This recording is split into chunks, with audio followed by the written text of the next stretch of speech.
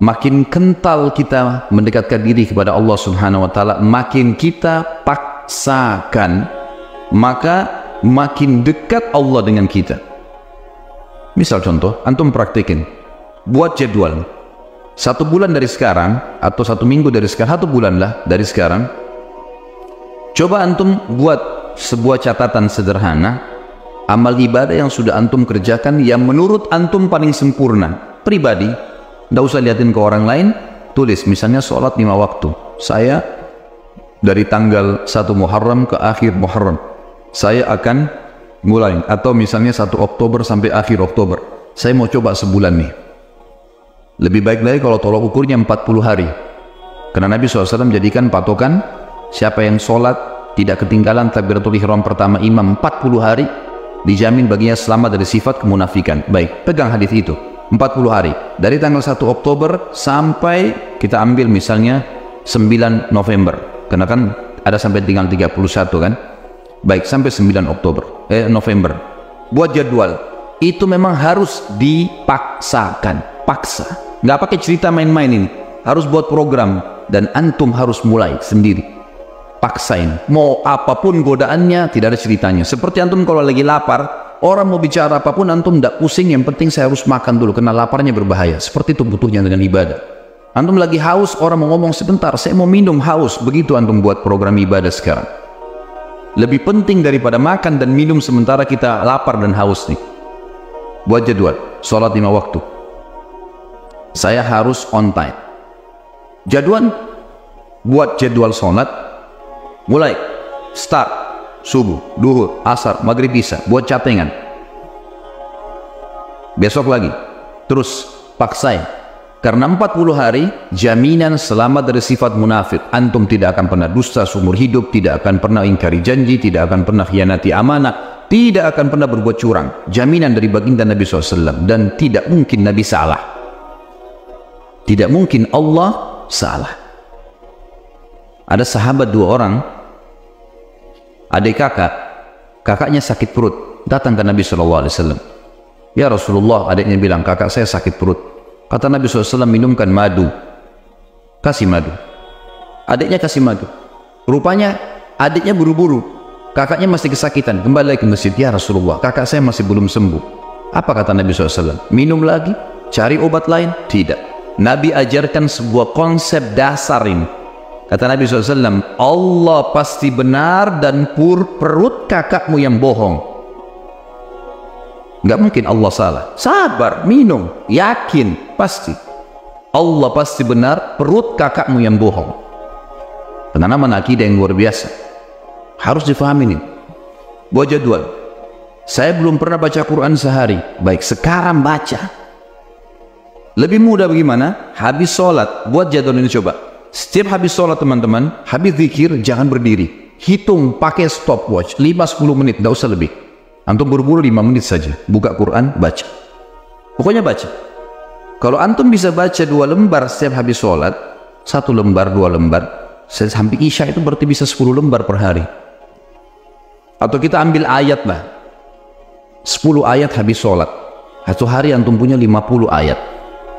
Apalagi kalau antum bisa 20 ayat, bagus kan? 20 ayat subuh, 20 ayat duhur, 20 ayat asar, 20 ayat maghrib, 20 ayat isya.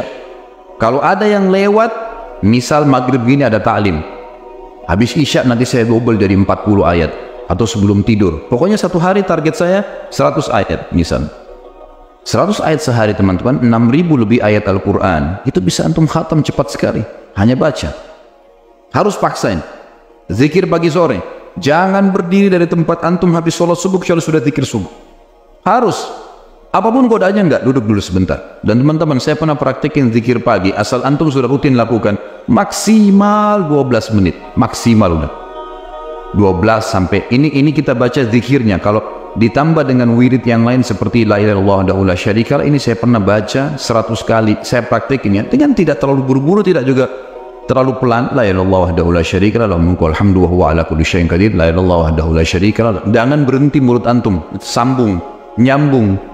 Itu 7 menit selesai 100 kali. Jadi semua paling lama 20 menit. Duduk dia di situ. Apalagi kalau antum duduk sampai syuruk, itu masya Allah, bagus sekali. Saya yakin 20 ayat dan zikir pagi tuntas tuh waktu syuruk. Jangan ngomong teman-teman sekalian kecuali ada taklim. Syuruk tapi ngobrol di pojok sana, ngobrol di sana, ada ngobrol. Nanti sebentar ngobrol itu. Kasih haknya, jadwalin. Harus sudah selesai. Habis asar jangan berdiri. Tunggu sampai zikir antum sore selesai. Syaitan punya standar godaan. Nanti aja di jalan, nanti aja di rumah. Sampai sekarang masih banyak pasti belum zikir sore. Syaitan suka goda. Duduk, paksain, jadwalkan, gitu kan? Sehari itu semua amal-amal harian yang rutin semua harus on time.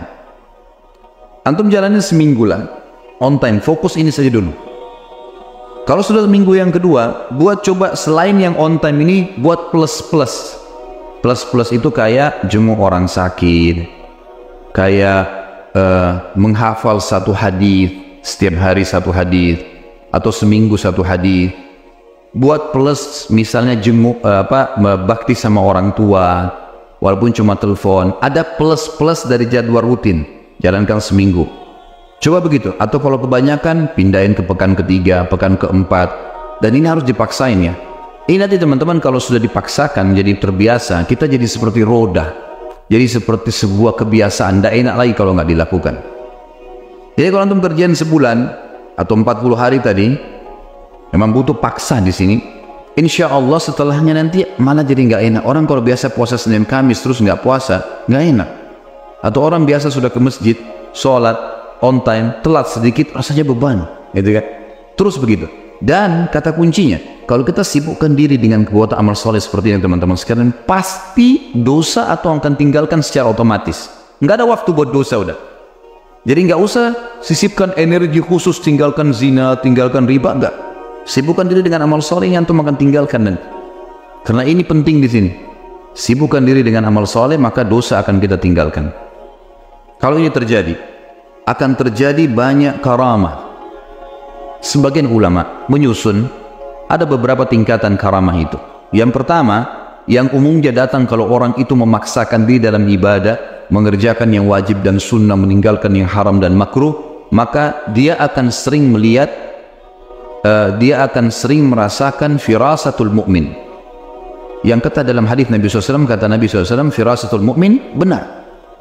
Ada sebuah perasaan yang kita rasakan, orang ini baik atau tidak baik.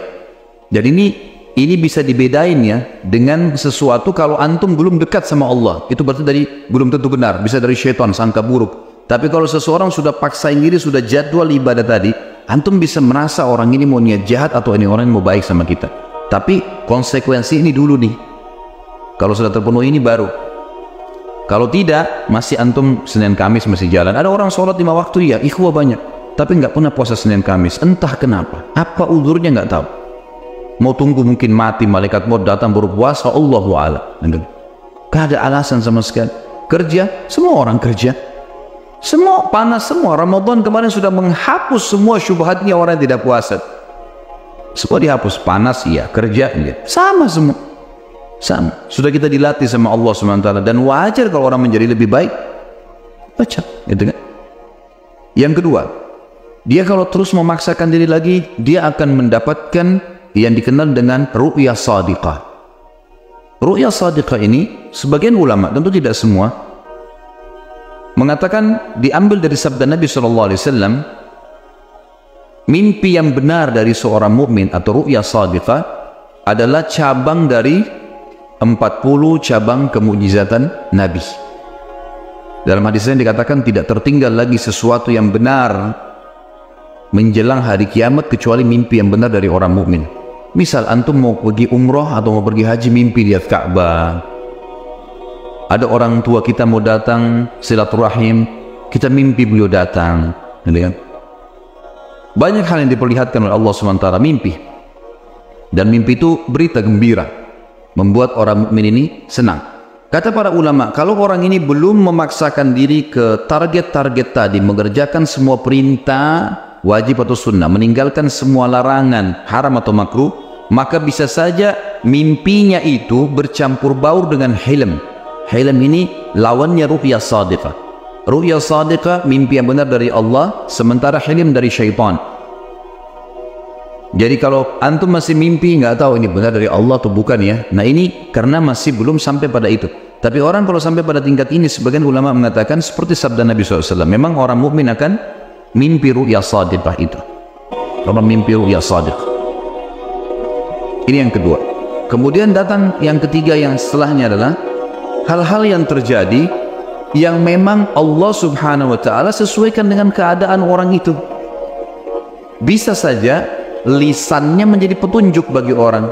Seperti misal Umar bin Khattab radhiyallahu anhu, di zaman khilafahnya beliau pernah tiba-tiba naik mimbar, kumpulin orang di masjid, lalu beliau mengatakan, "Hai pasukanku, ke gununglah kalian, ke gununglah kalian."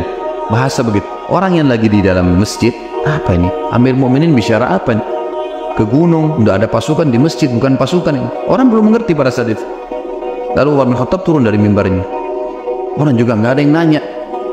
Selesai. Ternyata Umar bin Khattab lagi mengirim pasukan di perbatasan wilayah Persia. Datang pasukan tersebut, lalu mereka yang memberikan kesaksian. Mereka mengatakan, "Ya Amir Mukminin, Allah telah berikan kami kemenangan." Kata Umar, "Bagaimana kalian menang di depan orang-orang semua?" Kata mereka, "Kami pada saat didesak oleh musuh, dan kami yakin kami akan kalah, kami yakin akan dibantu oleh musuh. Tiba-tiba kami mendengarkan suara Anda yang berkata, 'Wahai pasukanku, ke gununglah, ke gununglah.' Dan kami lihat di belakang kami ada gunung, kami naik ke gunung tersebut, mengatur strategi, kemudian kami melemparkan anak-anak panah ke musuh dan kami menang." Umar bin Khattab waktu itu yang muncul adalah perasaan dia tidak bisa lihat ghaib. Umar bin Khattab tahu itu, tapi ada feeling yang sangat kuat di situ kalau dia harus ucapkan itu. Maka dia ucapkan dan dibuktikan di lapangan, Allah berikan kemenangan pasukannya. Tapi ini bukan orang-orang yang biasa, bukan orang yang baru Senin Kamis sholatnya, baru 2 kali 3 kali datang taklim, baru tiba-tiba mau, apalagi kalau sudah pakai aku dan saya tadi, lupain sudah ini.